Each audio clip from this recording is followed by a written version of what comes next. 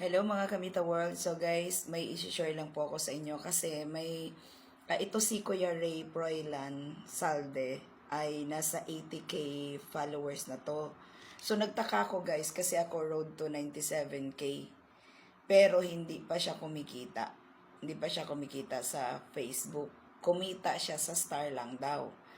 So ngayon, alam ko na kung mayroong hindi maganda sa kanyang account. So nung chinek ko guys, ang upload ng kanyang mga content is mga Korean na palabas. So guys, ang marami na ako na-encounter sa tagal ko nang nag-check ng inyong mga account. Alam ko monetize at hindi.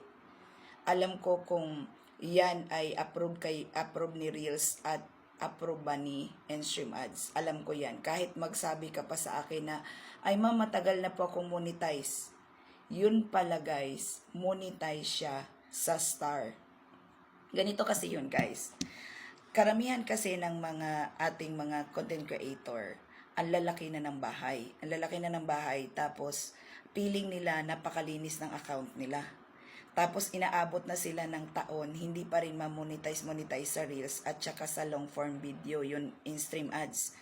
Kasi nga, yung Star talaga guys, may criteria yan sa followers. At yan, kusa ka talagang makaka-receive niyan kahit ang mga content mo ay hindi approve kay Facebook. Natural yan na magkakaroon ka ng tools ng Star.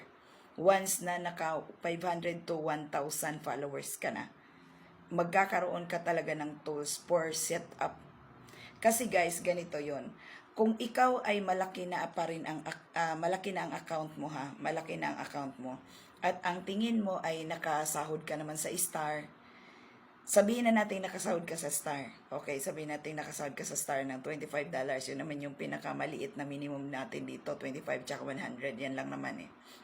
Kung nakalusot ka dyan, feeling mo, ang linis sa account mo.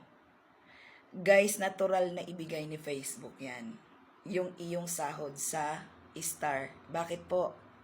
Galing po yan sa tao. Binili po ng tao yan. Kaya lang dumaan kay Facebook or kay Meta yung sahod mo.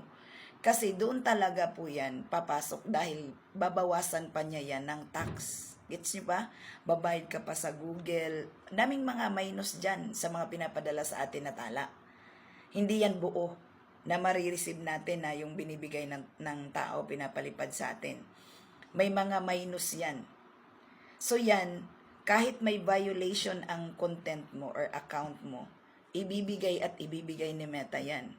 Kasi hindi po yan galing sa kanya.